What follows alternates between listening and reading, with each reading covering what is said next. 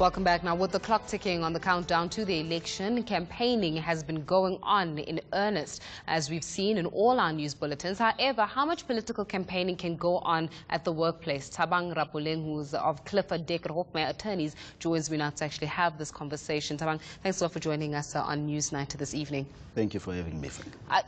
This question, how much campaigning is actually acceptable campaigning? And can campaigning actually happen in the workplace? I mean, will it not marginalize people? Well, it has that risk, and it has proven in the past it tends to polarize the working environment, but it's not prohibited unless the employer has a rule prohibiting campaigning. But in essence, it depends on the nature of campaigning. If one was to look at something like someone wanting to hold a political meeting in the workplace, he will need the explicit consent of the employer to do such. But if one was to come wearing their political party regalia, for example, that's passive campaigning. You will not need the explicit consent of your employer unless there is a rule, an express rule in the workplace that prohibits. Yeah, but then I'm just thinking of code of conduct, even around dress codes, right? You're speaking about passive campaigning, but every single company has got its own code of conduct in terms of how you should dress, shirt, look smart. Women are supposed to look a certain way. Men are supposed to have certain, clothing on. If one now starts wearing political party T-shirts, does that not go against the very same code of conduct, especially where, how to look and how to be presentable in the workplace has actually been instituted by many companies? Well, it will not necessarily go against the code of conduct unless expressly provided that, expressly prohibited that you should not wear your political regalia. For example, you look at many companies, they will have casual days. So if someone pitches up wearing their golf T-shirt on a casual day, and it happens to be a party political golf T-shirt, you cannot take action against them unless you've told them that we have a rule that prohibits such conduct. And that rule needs to be known by all the employees. So it cannot be known by that employee only. It cannot be exercised in respect of that particular employee only. Is that even allowed? I mean, I'm just thinking from a company perspective to actually prohibit people from expressing their political alliance or their political affiliation in the workplace without infringing on another individual's right, so to say. Yes, it is allowed. Yes, to a certain extent, it will restrict the individual's right. But employers are entitled to say, we want an apolitical working environment. More especially if you look at in industries such as mining, for example, where there's been politically related violence, one can easily justify having such a rule where we say we don't want to be seen to be supporting a particular political party as an employer, nor do we want to be our employees, more especially when you look at senior employees, to be seen to be aligned to a specific political party. So it is a reasonable rule to have in place, but it will need to be enforced to everyone in the same way. Yeah, and then our members, and I'm just thinking for, corporations or medium enterprises, for example, are the very same employees allowed to then, through their trade unions or some form of affiliation, union affiliation, say, actually, we want this rule scrapped, where, we are an apolitical working environment? Or is it because it's the private sector and your employer determines the rights of how to operate within that specific private sector environment that actually you're not allowed to contest that and say, no, hold on, I understand your rules and your code of conduct in terms of apolitical, but because we are unionized and because we've got this expression, would like this specific rule scratched and therefore impose upon the company a rule that says that we can actually be politically affiliated, so if we choose. Yeah, a workplace by its very nature, it's a ground for contestation. And unions will always make certain demands or challenge certain rules that exist in the workplace.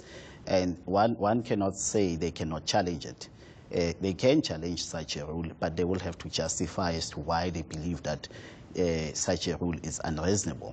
But it can be challenged, and it will be a matter for bargaining between the employer and the union. But looking at it from an employer's perspective, one can say you are justified to have such a rule in place, particularly because you want to have a united workforce. You don't want in the workplace to have an ANC, an EFF, or a DA person. You just want to have your workforce.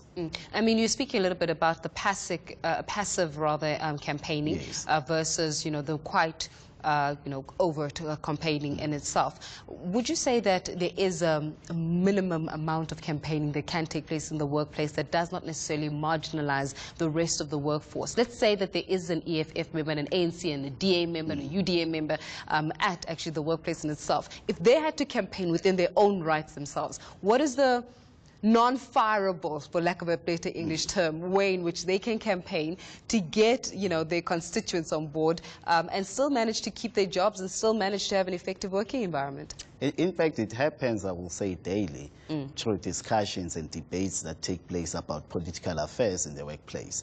That's where people will be advancing their political views and defending their political views as well. So that is a form of campaigning that is happening ordinarily in the workplace day to day.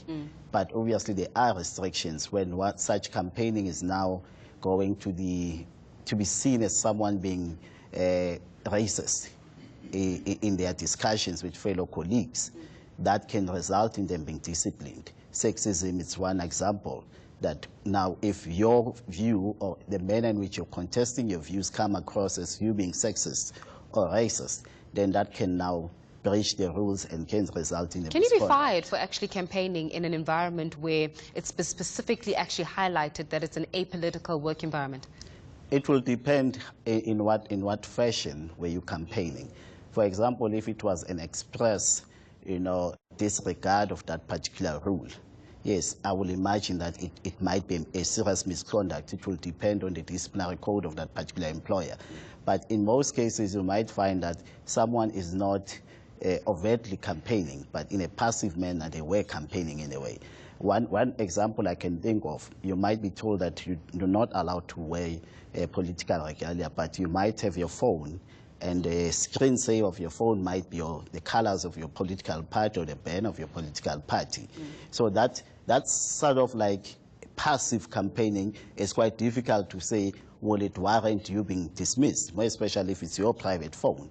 So there are that gray spaces that one will say they have not been tested yet in the judicial space. Okay, but just before we close this conversation, in your professional opinion, would you recommend that companies, those who do not necessarily have this a rule that's been quite clearly stipulated that it's an apolitical environment, to start enforcing it? Or, in your suggestion, would you actually recommend that a work environment is a free space where people are able to voice their various political expressions without feeling as though there's a loss of income or that there's a fear of any form of repercussion?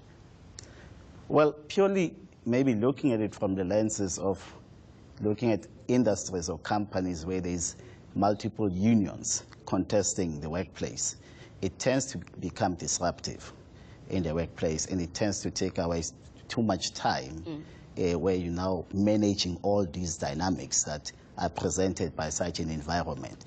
So from where I'm sitting, I think an apolitical environment is the best environment, but that does not apply to all industries or all sectors. But in the main or in the general, I will say an apolitical environment, it's one which will cause less disruptions in the workplace. Thabang, we're going to leave our conversation there, but thank you so much for joining us and really sharing some insightful notice there. It's going to be quite interesting ahead of the actual elections themselves. Thabang Rapuleng from Cliff Decker Hofmeyer Attorneys giving us just the suggestions in terms of if you're interested in campaigning in your workplace, what is acceptable, what is unacceptable, but it appears as though a screensaver will not actually get you dismissed. So there's a little tip for you.